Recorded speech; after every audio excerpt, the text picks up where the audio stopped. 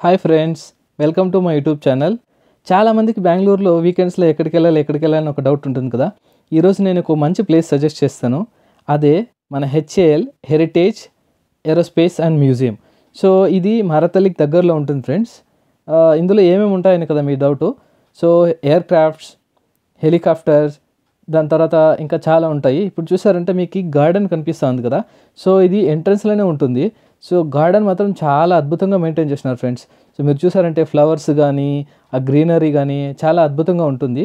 So once మీరు ఈ enter అయ్యేటప్పుడు దీన్ని క్రాస్ చేశారంటే ఇమీడియట్గా మీకు అక్కడి నుంచి అవుట్డోర్ ఎక్స్పో అనేది స్టార్ట్ అవుతుందన్నమాట. సో ఇక్కడ చూసారంటే మారుత్ ఎయిర్ క్రాఫ్ట్ చూస్తున్నారు కదా. సో మనం దగ్గర నుంచి చూడొచ్చు ఫ్రెండ్స్, చాలా దగ్గర నుంచి చూడొచ్చు. వాటికున్న పార్ట్స్ కానీ అది ఎప్పుడు యూస్ చేశారు, దాన్ని ఎప్పుడు మ్యానుఫ్యాక్చర్ చేసినారు. ఇక్కడ ఒక డిస్ప్లే బోర్డ్ కనిపిస్తుంది కదా. సో ఆ డిస్ప్లే బోర్డులో అయితే దాని గురించి డీటెయిల్స్ ఉంటాయి. సో ఆ డీటెయిల్స్ మనము చూసి క్లియర్గా అండర్స్టాండ్ చేసుకోవద్దు దాన్ని ఎప్పుడు యూస్ చేస్తారు. ఇక్కడ ప్యారలల్గా చూసారంటే దానికోసం క్లీన్ చేస్తున్నారు. ఎందుకంటే కంటిన్యూస్గా దీన్ని ఇక్కడే ఉంచేస్తారు కాబట్టి దానిపైన ఉన్న డస్ట్ కానీ అవి క్లియర్ అవ్వాలనేసి వాళ్ళు కంటిన్యూస్గా మెయింటెనెన్స్ అయితే చాలా బాగుంది ఫ్రెండ్స్. సో నాకు చాలా ఇష్టమైంది. ఇక్కడ నుంచి చూసారంటే ఇక్కడ ఒక టర్బైన్ పార్ట్ ఉంది. సో ఈ టర్బైన్ కూడా సో దాని యొక్క విమానం కానీ ఏదైనా ఎయిర్ క్రాఫ్ట్ కానీ డైరెక్షన్ చేంజ్ చేయాలి. ఫర్ ఎగ్జాంపుల్ లెఫ్ట్కి వెళ్ళాలి, రైట్కి వెళ్ళాలి, వాటిని ఎలా కంట్రోల్ చేస్తారంటే సో ఈ విండ్ చాలా హెల్ప్ చేస్తుంది. సో ఇక్కడ ఇంకోటి చూసారంటే ఐజేటీ. సో ఇలాంటివి చాలా అంటే చాలా ఉంటాయి ఫ్రెండ్స్. అసలు మీ పిల్లల్ని కానీ తీసుకుపోయినారంటే వాళ్ళకి ఒక అద్భుతమైన ఫీలింగ్ అనమాట. సో వాళ్ళు చాలా చాలా హ్యాపీగా ఫీల్ అవుతారు. ఎందుకంటే ఇప్పుడు ఎవరైనా కానీ చిన్నపిల్లలకి మనం ఏదైనా ఒకటి టీచ్ చేయాలి, లేకపోతే ఏదైనా ఒకటి నేర్పించాలి, వాటిని చేయడం కంటే ఏదైనా ఒకదాన్ని చూపించామంటే వాళ్ళకి ఇంటర్నల్గా ఒక థాట్ ప్రాసెస్ అనేది ఒకటి జనరేట్ అవుతుంది. దాని ద్వారా ఏమవుతుందంటే వాళ్ళకి ఇంట్రెస్ట్ అనేది బాగా క్రియేట్ అవుతుంది. వాళ్ళకి ఆలోచించే విధానం, వాళ్ళు ఏదైనా ఒక డ్రీమ్ చేయాలి, ఏదైనా ఒక అచీవ్ చేయాలి అనేది ఇలాంటి వాటి ద్వారా చాలామందికి పిల్లలు ఇన్స్పైర్ అయ్యేదానికి అవకాశం ఉంటుంది ఫ్రెండ్స్. నా సజెషన్ ఏమంటే ఇక్కడ మీరు పిల్లల్ని కానీ తీసుకుపోయినారంటే వాళ్ళకి చాలా హ్యాపీనెస్ అవుతుంది ఫ్రెండ్స్. ఎందుకంటే వాళ్ళంత దగ్గర నుంచి ఇలాంటి విమానాలు కానీ ఎయిర్ క్రాఫ్ట్ కానీ హెలికాప్టర్స్ కానీ చూసినప్పుడు వాళ్ళకి చాలా సంతోషం వేస్తుంది. సో అంతేకాకుండా వాళ్ళకి ఒక ఇన్స్పిరేషన్ లాగా, ఒక మోటివేషన్ లాగా నేను కూడా ఎక్కడో ఒక చోట ఏదో ఒకటి సాధించాలి అనే ఒక అలాంటి థాట్ ప్రాసెస్ వాళ్ళకి జనరేట్ అవుతుంది. ఇప్పుడు చూసారంటే టేక్ ఆఫ్ పొజిషన్. సో ఏదైనా కానీ విమానం కానీ ఎయిర్ క్రాఫ్ట్ కానీ గాల్లోకి ఎగరాలంటే సర్టైన్ యాంగిల్లో అయితే ఉండాలి ఫ్రెండ్. సో ఆ టేక్ ఆఫ్ పొజిషన్ని మనం అయితే చూడగలం. ప్యారలల్గా ఇక్కడ చూసారా గ్రౌండ్. సో ఈ గ్రీనరీ కానీ ట్రీస్ కానీ చాలా అంటే చాలా నీట్గా ఉంది ఫ్రెండ్స్. సో చాలా అంటే చాలా హ్యాపీగా ఉంది నాకైతే ఇక్కడ విజిట్ చేసినప్పుడు. నేను ఏదో అనుకున్నాను కానీ సో ఇక్కడికి వచ్చి చూసిన తర్వాత ఆ గార్డెన్ మెయింటైన్ చేసేది కానీ చాలా అంటే చాలా అద్భుతంగా ఉంది.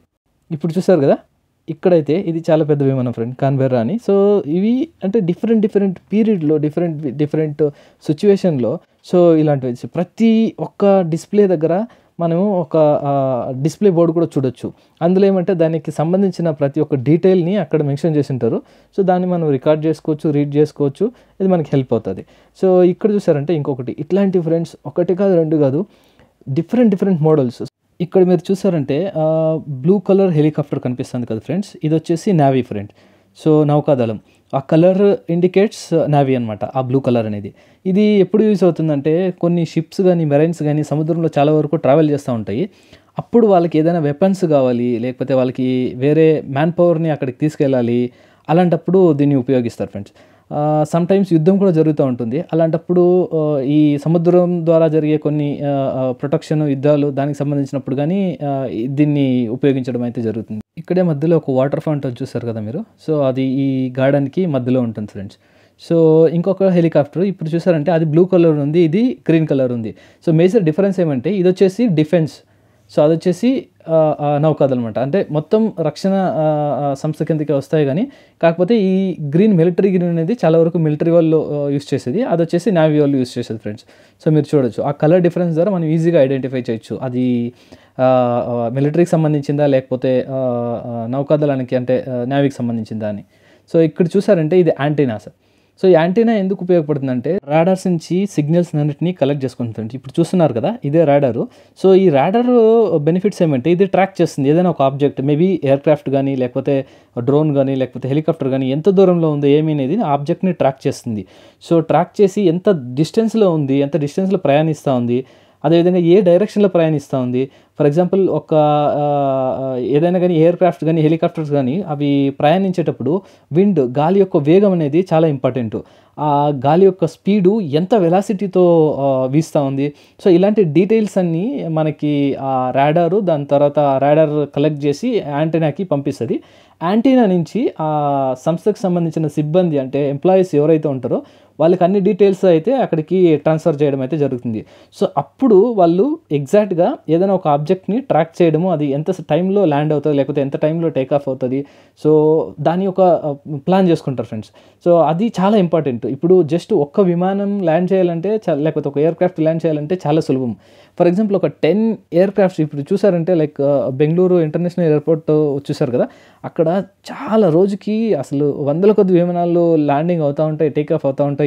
అంత షార్ట్ డ్యూరేషన్లో ఎట్లా వాళ్ళు అంత పర్ఫెక్ట్గా ప్లాన్ చేస్తారు అంటే ఈ రాడార్ ఇచ్చేటువంటి ఇన్పుట్స్ని తీసుకొని వాళ్ళు ఖచ్చితంగా దాన్ని అయితే మెయింటైన్ చేసి ఎలాంటి అబ్స్టకల్స్ లేకుండా దాన్ని టేక్ ఆఫ్ కానీ ల్యాండింగ్ కానీ పర్ఫెక్ట్గా జరుగుతుంది ఫ్రెండ్స్.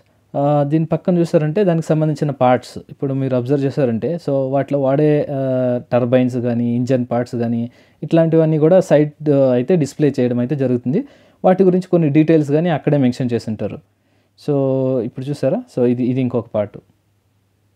సో మీరు మధ్యలో గమనించారంటే దీనికి మధ్యలోనే కొన్ని లైక్ అమ్యూజ్మెంట్ పార్క్ లాగా పిల్లలకి వాళ్ళు ఆటలాడుకునేదానికి అలాంటి వాటిని కూడా పెట్టారు ఫ్రెండ్స్. ఇప్పుడు మీకు రాకెట్ లాంచ్ చేసేటప్పుడు యూస్ చేస్తారు కదా పిఎస్ఎల్వి హీట్ షీల్డ్.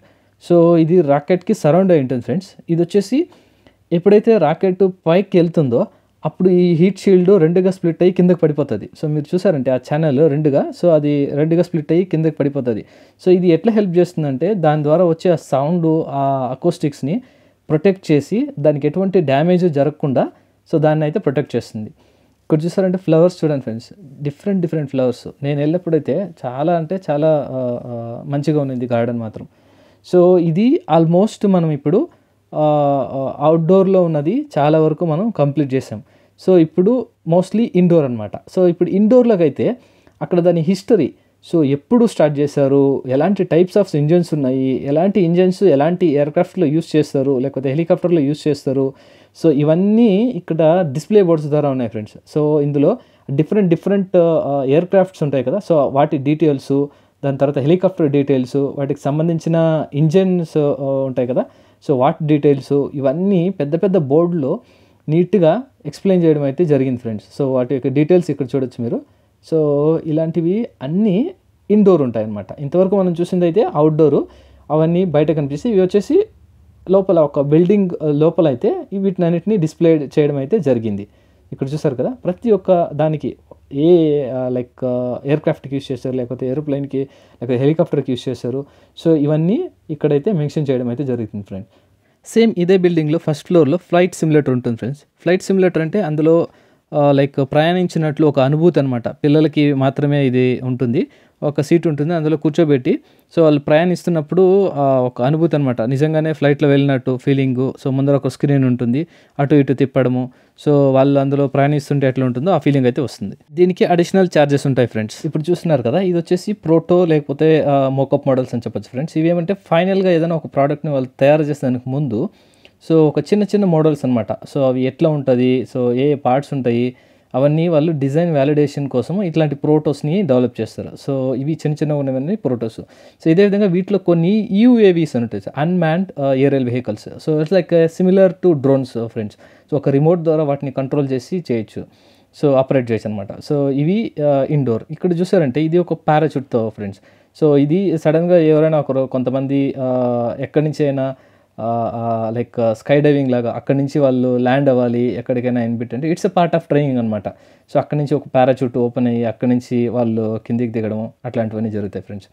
సో ఇక్కడైతే హిస్టరీ అనమాట, హెచ్ఏఎల్ హిస్టరీ.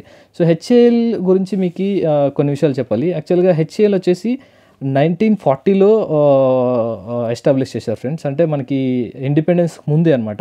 సో దీన్ని ఎవరు ఫౌండ్ చేశారు, ఎక్కడ చేశారు అంటే వాల్చంద్ హీరాచంద్ అనే ఒక ఆయన దీని ఫౌండర్ ఫ్రెండ్. ఇక్కడ చూస్తారంటే ప్రపంచంలో వివిధ దేశాల యొక్క రక్షణ శాఖ ఒక సింబల్స్ కానీ లోగోస్, దాని తర్వాత నౌకాదళం యొక్క సింబల్స్ లేకపోతే లోగోస్, వారి యొక్క ఫ్లాగ్స్ కానీ, ఇట్లాంటివన్నీ అక్కడైతే డిస్ప్లే చేయడం జరిగింది. సో దాంతోపాటు ఇట్స్ డీటెయిల్ చర్చ్ అనమాట. సో అందులో ఉన్న పార్ట్స్ ఏంటి, వాటి ఫంక్షన్ ఏంటి, దాని తర్వాత డిఫరెంట్ లైక్ ఏరోప్లేన్స్ వాటి ఇప్పుడు ఎయిర్ ఇండియాకి చూసారంటే ఒక సింబల్ ఉంటుంది, ఎయిర్ ఏషియాకి చూసారంటే ఒక సింబల్ ఉంటుంది, ఇండిగో చూసారంటే ఒక సింబల్ ఉంటుంది. అట్లా ప్రపంచంలో ఉండే వివిధ దేశాల యొక్క వాటి యొక్క సింబల్స్ కానీ అవి. So it's a complete history friends. ఒక జస్ట్ బోర్డ్స్లో డిస్ప్లే చేయడమే కాకుండా సో పార్ట్స్ని పెట్టడము, దాంతోపాటు వాటి గురించి డీటెయిల్స్ అన్నీ కూడా అక్కడ మెన్షన్ చేయడము. సో మీకు ఓపిక ఉండాలి కానీ ప్రతి దాని యొక్క డీటెయిల్స్ అక్కడ అన్నీ మెన్షన్ చేయడం అయితే జరిగింది. సో మీరు 1 బై 1 నీట్గా గో త్రూ చేయొచ్చు ఫ్రెండ్స్. సో చూడొచ్చు. సో కొంతమంది అయితే ఇక్కడ ఇంటర్నల్గా గైడ్ అయితే ఎవరు ఉండరు, కాకపోతే మీకుగా మీరు ఒకటే స్టెప్ బై స్టెప్ చదువుకొని దాన్ని ఎక్స్ప్లెయిన్ చేసుకొని వెళ్ళొచ్చు ఫ్రెండ్స్. సో ఇప్పుడు చూశారు కదా, ఇది వచ్చేసి హెచ్ఏఎల్ లైక్ ఎస్టాబ్లిష్మెంట్ గురించి చెప్పాను కదా. సో వాల్చంద్ హీరాచంద్ గారితో పాటు మనకి అప్పట్లో మైసూర్ కింగ్డమ్కి కృష్ణరాజా వడియార్ 4 అనే ఒక రాజు ఉన్నారు సార్. సో ఆ రాజుతో పాటు ఈ వాల్చంద్ హీరాచంద్ అనే ఫౌండరు దీన్ని అయితే హెచ్ఏఎల్ని అయితే స్థాపించడం అయితే జరిగింది ఫ్రెండ్స్. ఇప్పుడు చూస్తున్నారు కదా, ఈయనే ఫౌండర్ ఫ్రెండ్స్. కొంచెంసేపు పాస్ చేసి చూడండి, ఫౌండర్ ఈయన. సో దీనైతే ఇక్కడి నుంచి దాని సంస్థని స్టార్ట్ చేసినప్పటి నుంచి దాని కంప్లీట్ హిస్టరీ, సో ఎవరు ఫౌండ్ చేసినారు, ఎవరెవరైతే విజిట్ చేసినారు, సో ఏ టైంలో విజిట్ చేసినారు, వాళ్ళు విజిట్ చేసినప్పుడు ఏదైనా కొత్త ప్రాజెక్టులు కానీ లేకపోతే కొత్త లైక్ బిల్డింగ్స్ కానీ ఫెసిలిటీ కానీ శంకుస్థాపన చేసినప్పుడు, ఇనాగరేషన్ జరిగినప్పుడు, సో ఈ కంప్లీట్ డీటెయిల్స్ అనమాట. ఎవ్రీ 10 ఇయర్స్కి ఏమేమైతే వాళ్ళు అచీవ్ చేశారో. సో సాధారణంగా ఏదైనా ఒక సంస్థ కానీ ఏదైనా ఒక ఇంప్రూవ్మెంట్ రావాలి, ఆ డ్రాస్టిక్ చేంజ్, ఆ ట్రాన్స్ఫర్మేషన్ని మనం చూడాలంటే కొంత సమయం పడుతుంది. సో మీరు చూసారంటే అది యావరేజ్గా 5 to 10 ఇయర్స్ ఉంటుంది. ఇక్కడ ఎవ్రీ 10 ఇయర్స్కి ఆ డెవలప్మెంట్స్, అప్గ్రేడేషన్. సో మీరు చూసారంటే ఇప్పుడు బస్సులు కానీ లేకపోతే బైక్స్ కానీ ఏవైనా కానీ ఒక 10-20 ఇయర్స్కి ముందు వెహికల్స్ డిజైన్స్ కానీ వాటి పర్ఫార్మెన్స్ చూసారంటే ఇప్పుడు చూసారంటే డిఫరెంట్ ఉంటుంది. ఎందుకంటే ప్రతి ఒక్క లైక్ ఆర్గనైజేషన్ కానీ ప్రతి ఒక్క ఇండస్ట్రీ కానీ అప్గ్రేడ్ అవుతూ ఉంటుందన్నమాట. అంటే కొత్త టెక్నాలజీలు యూస్ చేసి కొత్త డిజైన్స్ వాటి ద్వారా వాటిని అప్గ్రేడ్ చేస్తూ ఉంటారు. సో అలాంటి హిస్టరీ మొత్తం ఇక్కడ డిఫరెంట్ హాల్స్లో, అంటే ప్రతి 10 సంవత్సరాలకి ఏదైతే ట్రాన్స్ఫర్మేషన్ జరిగిందో వాటి గురించి డీటెయిల్స్ అన్నీ సో ఈ హాల్స్లో అయితే డిస్ప్లే చేయడం అయితే జరిగింది ఫ్రెండ్స్. చూస్తున్నారు కదా ఇవన్నీ. సో ఇది వచ్చేసి హాల్ ఆఫ్ ఫేమ్. ఏమంటే సో హెచ్ఏఎల్ సంస్థ సాధించినటువంటి విజయాలు.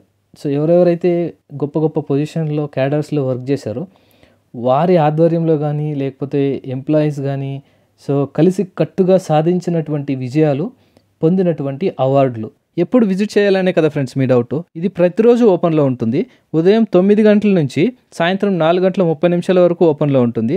దీనికి ఎంట్రీ ఫీజు ఉంటుంది ఫ్రెండ్స్. దీనికి ఎంట్రీ ఫీజు వచ్చేసి 70 రూపీస్ అవుతుంది పెద్దలకైతే. పిల్లలకైతే 30 రూపీస్ అట్లా ఉంటుంది.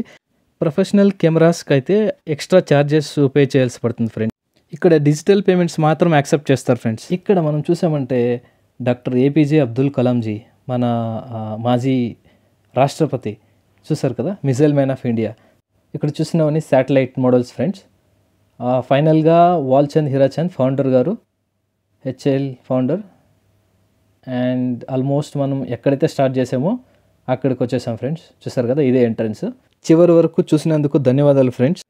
ఈ వీడియోను మీ ముందుకు తీసుకొచ్చే ప్రయత్నంలో మేము పెట్టిన ఎఫర్ట్స్ మీకు వాల్యుబుల్ అని అనిపిస్తే దయచేసి లైక్ చేయండి, సబ్స్క్రైబ్ చేయండి మరియు మీ ఫ్రెండ్స్ అండ్ ఫ్యామిలీతో తప్పకుండా షేర్ చేయండి. మరొక ఇంట్రెస్టింగ్ వీడియోతో త్వరలో మీ ముందుకు వస్తాను. Until that take care, bye bye, జై హింద్.